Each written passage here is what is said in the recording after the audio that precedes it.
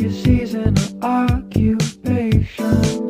It's time to send in your application. Get to know your short-term friends you only talk to till summer ends. The best way to spend your day in it when you're only making $10 every 60 minutes. Let's clock out, you and me, wander around West County. Take my hand, shop and see. Assalamualaikum warahmatullahi wabarakatuh. Saya Jabir Muhammad Izar, NRP 15 2022-021. Dan di sebelah saya ada rekan saya. Perkenalkan, saya Siddiqur Hasan dengan NRP 15 2022-016. Perkenalkan, saya Irfan Satria Supriyadi dengan NRP 15 2022-026. Kami dari kelompok 10 akan menjelaskan materi tentang statistika. Video ini bertujuan untuk memenuhi tugas matkul probabilitas dan statistika yang diberikan oleh Ibu Dewi Rosmala. Pokoknya mantap. Sebelum kita memaparkan dan menjelaskan materi yang kita siapkan, ada beberapa hal yang harus kita ketahui, seperti apa itu statistika, statistik, apa itu populasi, data, dan dua metode dalam pengambilan data. Statistika adalah sebuah ilmu atau metode ilmiah yang mempelajari tentang bagaimana merencanakan, mengumpulkan, mengelola, menginterpretasi, kemudian menganalisa data untuk kemudian mempresentasikan hasil data yang diperoleh. Secara singkat, statistika adalah sebuah cabang ilmu yang berkaitan dengan data-data dan bagaimana mengumpulkan dan menyajikannya. Statistik adalah sekumpulan data, angka, atau informasi. Menurut KBBI, statistik adalah data yang berupa angka yang dikumpulkan, ditabulasi, digolong-golongkan sehingga dapat memberi informasi yang berarti mengenai suatu masalah atau gejala.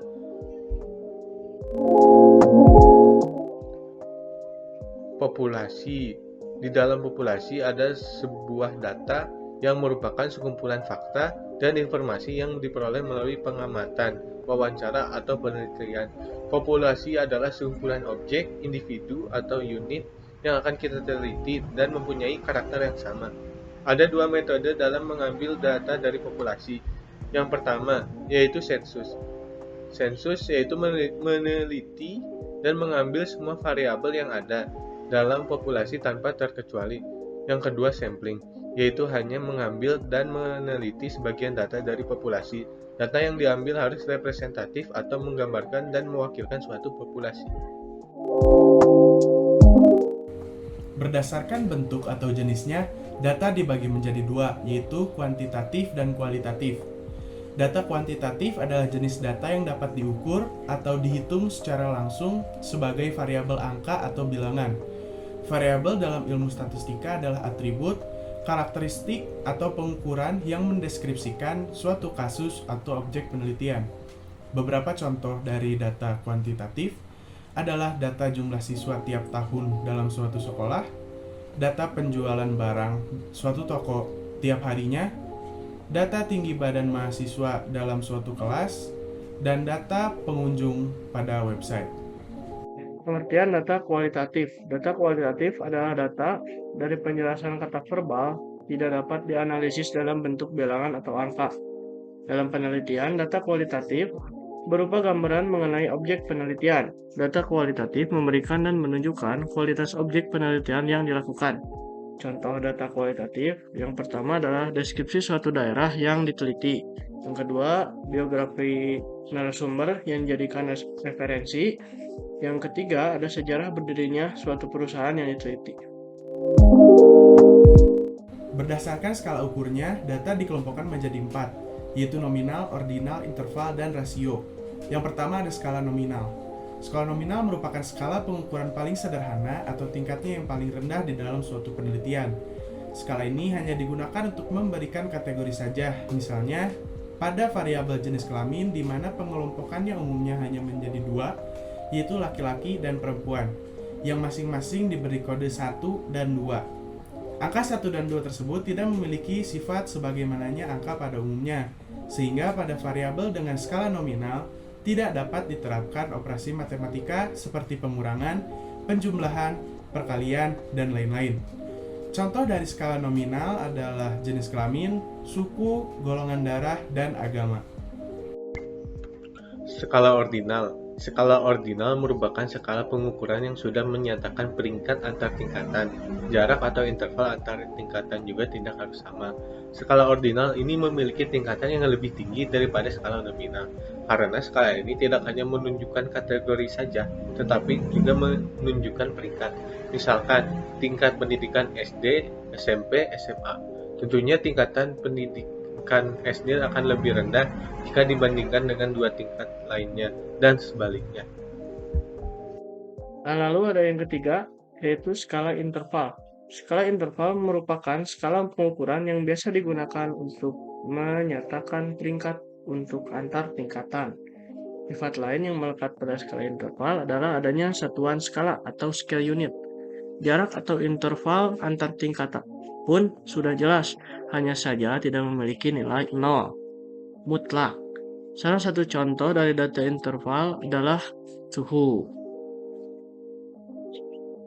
Yang keempat ada skala rasio. Skala rasio adalah skala pengukuran yang ditunjukkan pada hasil pengukuran yang bisa dibedakan, diurutkan, memiliki jarak tertentu, dan bisa dibandingkan. Skala rasio merupakan tingkatan skala paling tinggi dan paling lengkap dibanding skala-skala lainnya. Perbedaan skala rasio dengan skala interval terletak pada keberadaan dari 0 yang mutlak. Salah satu contoh dari skala rasio adalah tinggi badan. Statistika dibagi kedua jenis, statistika deskriptif dan inferensial. Statistika deskriptif hanya terbatas pada menyajikan data bentuk tabel, diagram, grafik, dan besaran lain. Sedangkan statistik inferensial selain mencakup statistik deskriptif, juga mampu dipakai untuk melakukan estimasi dan penarikan kesimpulan terhadap populasi dari sampelnya. Di sini kami akan membahas statistika deskriptif. Statistika deskriptif adalah metode yang berkaitan dengan pengumpulan atau penyajian data hingga memberi informasi yang berguna. Dengan statistika deskriptif, kumpulan data bisa tersaji dengan ringkas dan rapi, serta mampu memberikan informasi inti dari kumpulan data yang ada. Penyajian statistika deskriptif dibagi dua, yaitu numerik dan grafik. Yang pertama ada penyajian secara numerik. Penyajian secara numerik terdiri dari beberapa bentuk. Di antaranya ada central tendency atau ukuran pemusatan. Central tendency adalah ukuran yang menunjukkan pusat segugus data yang telah diurutkan dari terkecil sampai terbesar. Ukuran pemusatan yang paling banyak digunakan adalah median, mean, dan modus. Median merupakan nilai tengah suatu data yang sudah diurutkan. Mean merupakan rata-rata dari suatu data, dan modus merupakan nilai yang paling sering muncul atau nilai yang memiliki frekuensi paling tinggi. Ukuran letak. 1. Kuartil data tunggal. Kuartil merupakan ukuran letak yang membagi data yang sudah diurutkan menjadi 4 bagian sama banyak. Masing-masing bagian mempunyai 25% data. Kelompok data memiliki 3 kuartil, yakni kuartil bawah atau Q1, kuartil tengah atau median atau Q2, kuartil atas atau Q3. Yang kedua, desil data tunggal. Desil adalah cara membagi n data terurut menjadi 10 bagian data yang masing-masing bagian mempunyai jumlah data yang sama. Setiap n data terurut dibagi menjadi 10 bagian sehingga terdapat 9 nilai desil. Yang ketiga, persentil data tunggal. Persentil diambil dari kata persen per 100, sehingga persentil merupakan pembagian n data terurut menjadi 100 bagian sama banyak. Dari 100 bagian yang dibagi sama banyak tersebut dibatasi oleh 99 nilai persentil. Dispersion atau pancaran. Dispersion atau pancaran digunakan untuk mengetahui seberapa jauh pengamatan yang kita peroleh menyebar dari rata-ratanya. Yang pertama, range. Range adalah beda antara pengamatan terbesar dan terkecil dalam pengumpulan data tersebut. Yang kedua, standar baku. Bisa dibilang standar deviasi. Suatu ukuran yang menunjukkan deviasi standar data pengamatan terhadap rata-ratanya. Yang ketiga, variasi. Variasi adalah kuadrat dari standar deviasi. Yang terakhir ada penyajian data secara grafik. Ada beberapa jenis grafik, diantaranya pie chart, bar chart, histogram, line chart, scatter plot, box plot, dan fishbone. Yang pertama ada pie chart. Pie chart atau diagram lingkaran adalah sejenis diagram yang menjadikan sebuah nilai atau data dalam bentuk lingkaran yang dibagi beberapa juring atau sektor. Pada umumnya, penyajian data pada diagram lingkaran disajikan dalam bentuk derajat dan persen. Jika data disajikan dalam bentuk derajat, maka ukuran satu lingkaran penuh besarnya adalah 360 derajat. Sedangkan jika suatu data disajikan dalam persen, maka satu lingkaran penuh nilainya adalah 100%. Yang kedua, ada bar chart. Bar chart atau diagram batang adalah suatu diagram yang menampilkan batang-batang persegi atau balok yang digunakan untuk menampilkan suatu data. Ini memudahkan untuk membandingkan variabel dari beberapa kategori. Diagram batang bisa disajikan secara horizontal atau vertikal. Diagram ini memiliki dua sumbu, di mana satu sumbu mewakilkan kategori dan sumbu lainnya menunjukkan nilai diskrit suatu data. Yang ketiga ada histogram.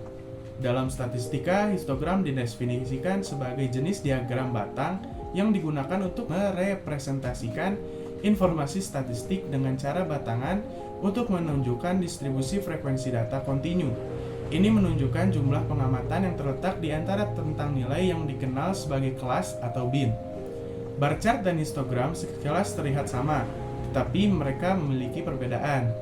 Yaitu diagram batang adalah suatu grafik yang digunakan untuk menjelaskan atau merepresentasikan data bertipe kategorik. Diagram batang biasanya digunakan untuk membandingkan frekuensi setiap kategori, misalnya membandingkan jumlah pegawai atau karyawan pada setiap divisi di perusahaan tertentu. Sedangkan histogram adalah suatu grafik yang digunakan untuk menjelaskan atau merepresentasikan data bertipe numerik. Batang atau balok atau yang lebih sering disebut kelas pada histogram merepresentasikan jumlah kemunculan setiap interval nilai pada data numerik. Histogram biasanya digunakan untuk memvisualisasikan atau memetakan distribusi atau sebaran dari suatu data bertipe numerik. Line chart adalah grafik yang berbentuk garis naik turun yang menghubungkan dari titik ke titik penting data. Biasanya grafik ini dipakai untuk mencari harga saham yang mencakup harga pembukaan, penutupan, tertinggi, dan terendah. Lalu ada scatter plot. Scatter plot adalah sebuah grafik yang biasa digunakan untuk melihat suatu pola hubungan antara dua variabel. Untuk bisa menggunakan scatter plot, skala data yang digunakan haruslah skala interval dan rasio. Box plot. Box plot merupakan ringkasan distribusi sampel yang disajikan secara grafis yang bisa menggambarkan bentuk distribusi data, skewness, ukuran tendensi sentral, dan ukuran penyebaran keragaman data pengamatan. Terdapat 5 ukuran statistik yang bisa kita baca dari box plot, yaitu nilai minimum sama dengan nilai observasi terkecil, Q1 kuartil terendah atau kuartil pertama, Q2 median atau pertengahan, Q3 kuartil tertinggi atau kuartil ketiga.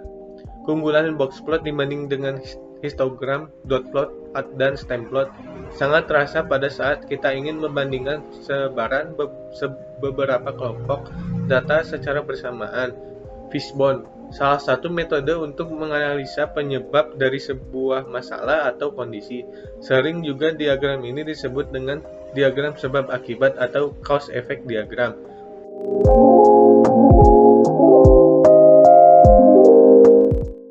Sekian dari kelompok kami. Mohon maaf bila ada kesalahan. Semoga materi yang kami sampaikan bisa bermanfaat untuk kalian.